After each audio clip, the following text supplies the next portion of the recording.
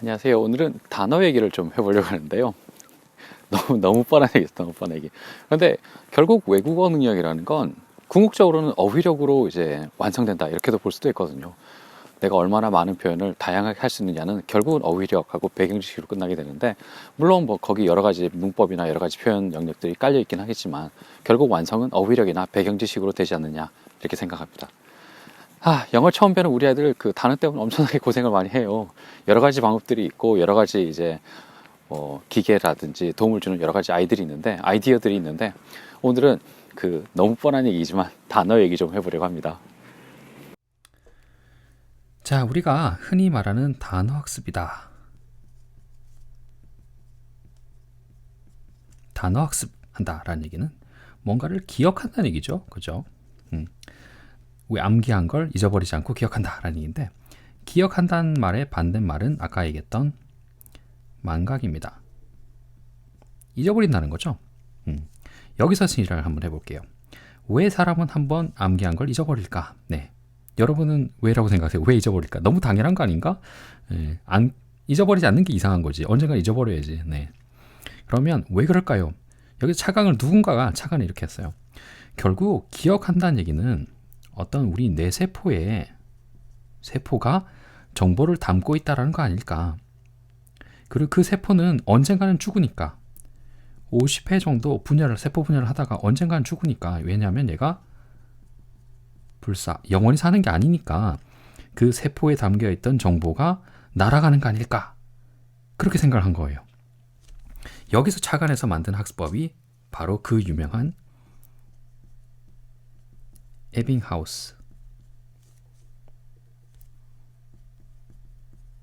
에빙하우스의 망각곡선입니다. 이 망각곡선의 핵심은 반복 주기예요.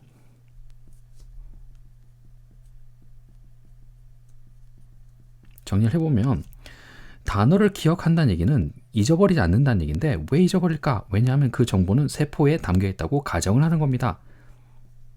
잘 모르겠지만 세포라는 것이 정보를 갖고 있지 않을까?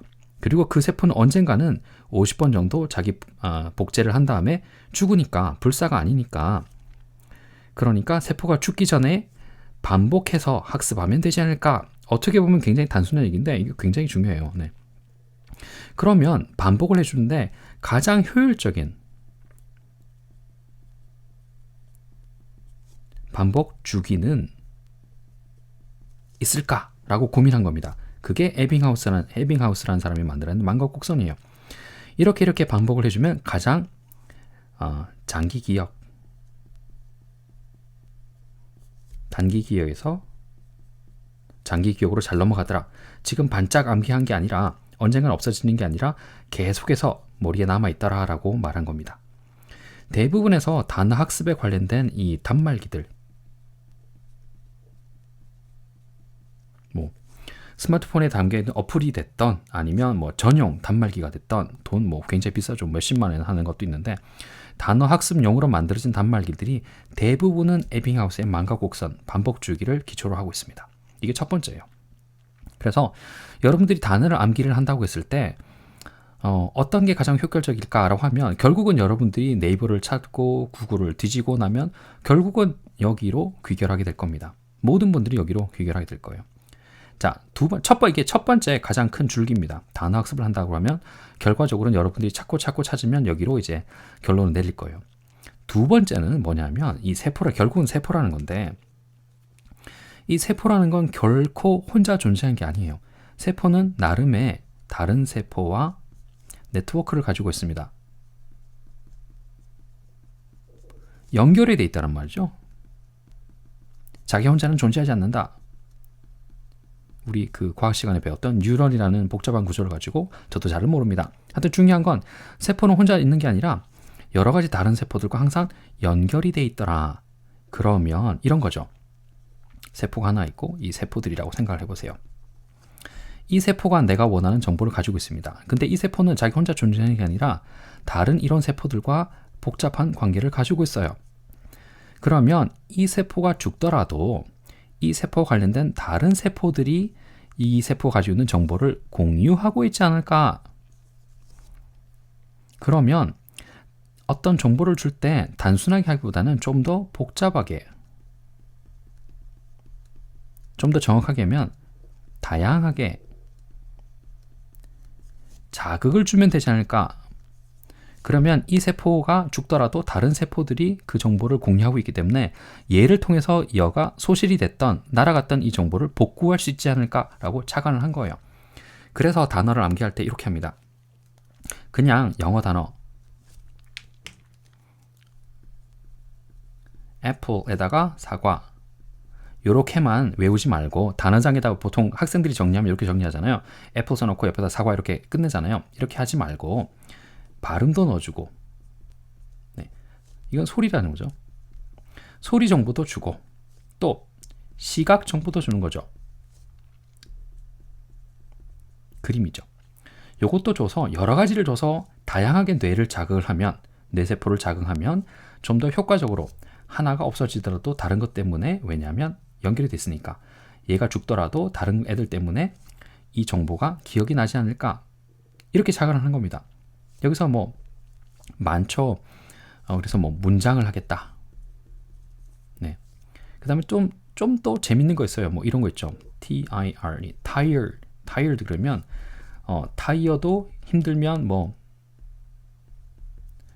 땀 흘린다. 뭐 이런 식으로 타이어도 힘들면 땀 흘린다. 그래서 tired는 힘든, 이렇게 하는 방법도 있어요. 네. 이상한 학습법도 있습니다. 왜냐하면 다양하게 뇌를 자극을 하겠다라는 거예요. 네. 하나만 하지 말고. 그리고 그 그림도 좀 더 현실성이 높을 때 좀 더 자극을 많이 주더라. 사진이죠.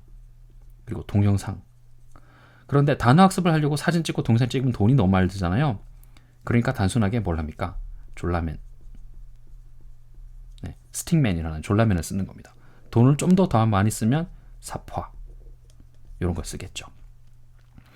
여러분들이 단어 학습에 대해서 네이버를 막 뒤지면 결국은 이 두 가지로 이제 결론이 나게 돼요. 첫 번째는 에빙하우스의 만각곡선이고, 두 번째는 다양하게 자극을 주자, 이 두 가지로 결론을 납니다.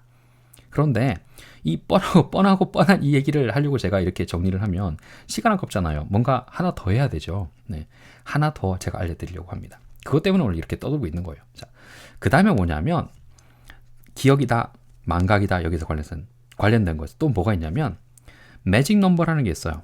7 플러스 마이너스 2라는 게 있습니다. 이 매직 넘버라는 건 7이라는 매직 넘버라는 게 있는데 플러스 마이너스 2예요. 그러면 5에서 9라는 거죠. 이게 무슨 의미냐면 아무 의미 없는,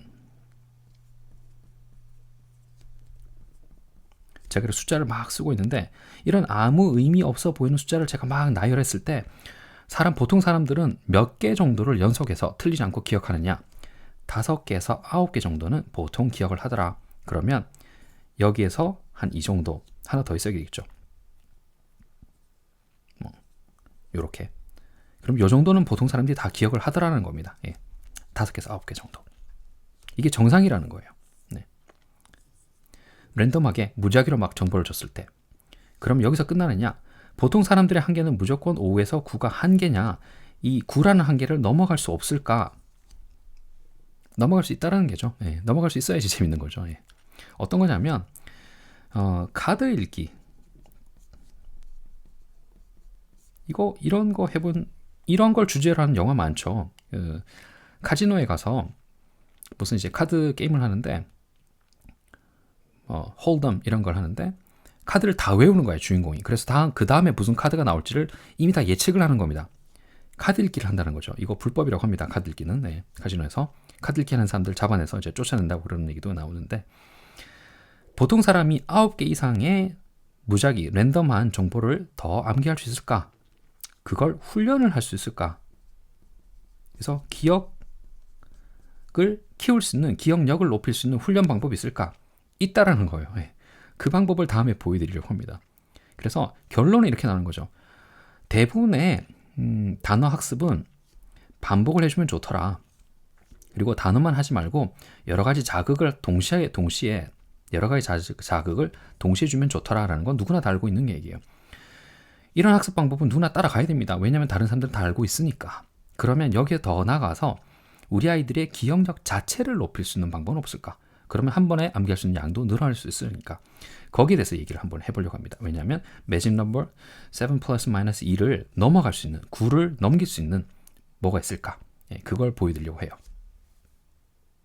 자, 그러면 좀 전에 제가 설명드렸던 7 플러스 마이너스 2, 이 매직 넘버 5에서 9라는 한계, 궁극적으로는 9라는 한계를 띄워넣는 방법을 한번 알아볼 건데요.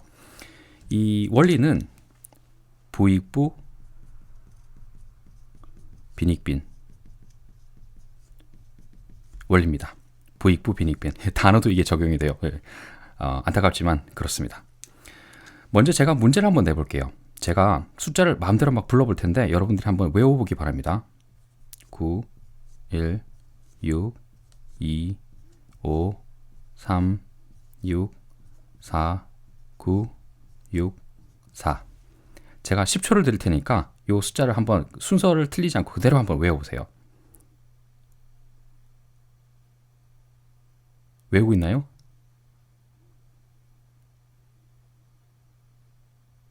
네. 잠깐 동영상을 멈춘 다음에 이 숫자가 순서대로 기억나시는지 한번 해보세요. 기억이 잘 나나요? 잘 안 나죠. 왜? 9개를 넘어가면 힘들다니까요. 이게 정상입니다. 정상. 정상인데 사실 다시 한번 써볼게요. 원리가 있어요. 이 부익부 빈익빈 원리라는 건 어떤 건 이런 건데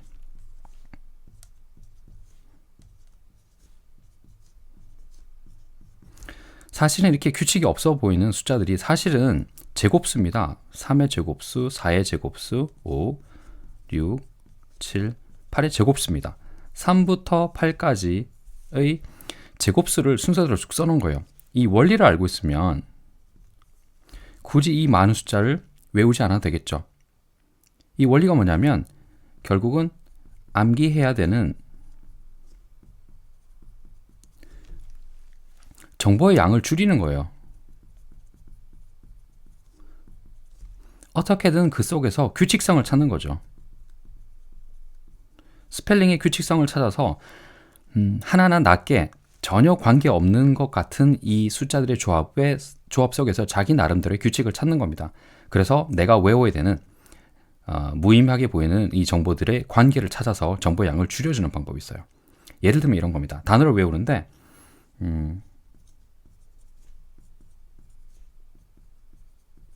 컴퓨터 이런 단어가 있으면 실제로 이런 학생들이 많아요. 단어를 한번 외워라, 스펠링을 외워라 그러면 컴퓨터 C-O-M-P-U-T-E-R 전부 몇 개입니까? 8개인가요? 8개네요. 이걸 순서를 그대로 외우려고 합니다. C-O-M-P-U-T-E-R, C-O-M-P-U-T-E-R 이것도 안 되니까 계속 써요. 10번씩 막 노트에다 이렇게 써가면서 외웁니다.